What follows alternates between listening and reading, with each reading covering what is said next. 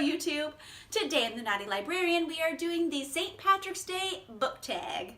So as you can see, I am ready for St. Patrick's Day. I got my glowy shamrocks, I got my pot of gold, I got these other shamrocks.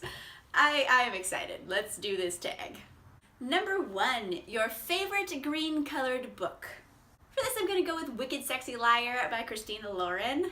This is about London and Luke, and these are kind of like side characters of the original Wild Seasons characters, and I was really excited because I loved London very much, and Luke was a character we had only heard talked about, but now we actually get to see. So I was excited for this story. It has lots of great smutty delights in it, and it's an awesome, funny romance. I mean, I would never think anything different of a Christina Lauren novel because they always write amazing stories, and I love them. So definitely my favorite green book. Number 2, pick your favorite St. Patrick's Day themed book or movie. So the thing is, I could not think of a book that had anything to do with St. Patrick's Day. I just couldn't think of one that I've read. And I haven't really seen a lot of movies about St. Patrick's Day either, but I do a couple TV shows. So my favorite St. Patrick's Day themed TV show was in 30 Rock. This was season 6, episode 12, and it's just called St. Patrick's Day. Liz's ex, Dennis, he kind of shows up and he's just like causing problems because he's Dennis and he's an idiot. But it's probably my favorite St. Patrick's Day themed anything, so I'm gonna go with 30 Rock. Number 3, corned beef and cabbage. Pick a book that made you hungry. Corned beef and cabbage does not sound appealing to me, but for the sake of the tag, a book that definitely made me hungry was The Summer of Jordi Perez and the Best Burger in LA by Amy Spalding. See, Amy Spalding writes these books that take place usually in the east side of LA, which is like kind of where I live. So it's weird that she writes these books that are really detailed because she writes about real places. So it's just like, oh, I drove on Glendale Boulevard. I'm like, I know where that is. That's a real place. So sometimes it freaks me out that all the things I'm reading about are like places I know where are. But the other side of the coin is that sometimes she talks about places I haven't been to before. So I always get excited. I'm like, oh, maybe I'm gonna find like a cool new restaurant or something. And especially in Jordi Perez and the Best Burger in LA, she does talk about a lot of burger restaurants, so I got really excited and I think I'm going to try a bunch of them out. Number 4, Leaf Clover, a book that was a rare good luck find. Did I ever tell you I found The Hate You Give by Angie Thomas at a library book sale? I was astonished. I saw it and it is like brand new. Like, the spine isn't even creased. Like, it's crazy how brand new it is. I don't know why anybody would get rid of it, but apparently somebody did. I don't know, maybe they had 2 copies and that's why they got rid of it, because I don't want to believe someone would get rid of this good of a book. But, hey, it was a library book sale and I got it for $1, so yay! I was so excited when I found it. I was like, oh, mine!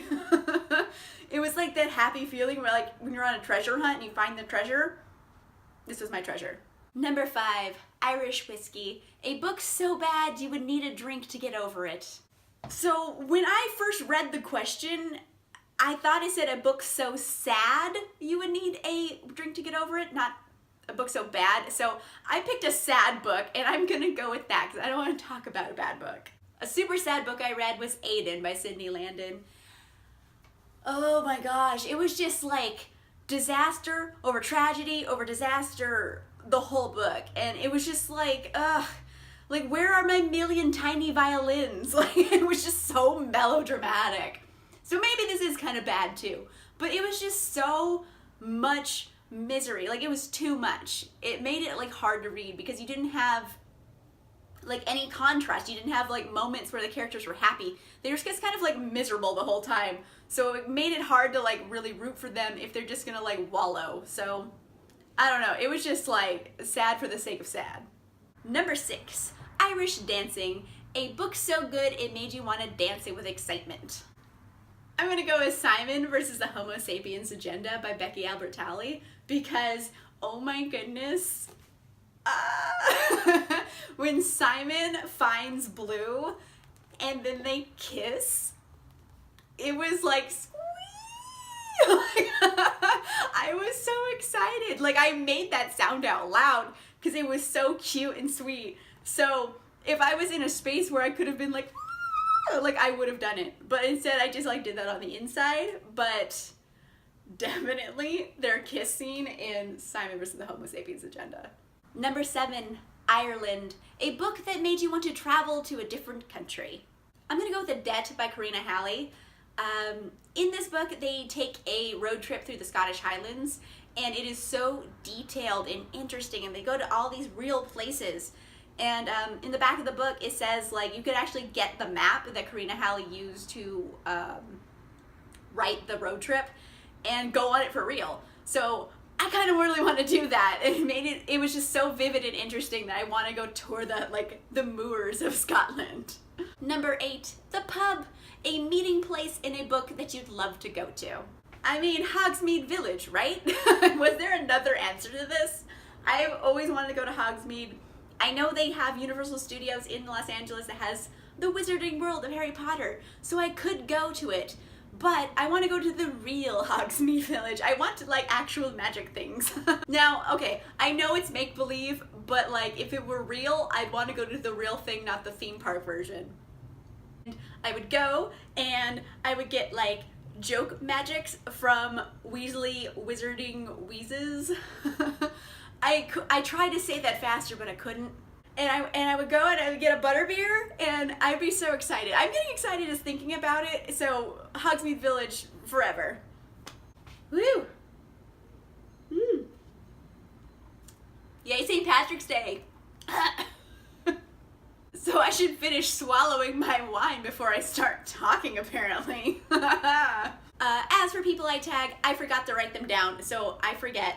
So if you have not done this tag, you are officially tagged. If you're watching this, you are tagged. You should do this tag, because let's celebrate. Yay. Let me know in the comments down below if you have any different answers to these questions. I want to know what you think. If you like this video, make sure you give it a like.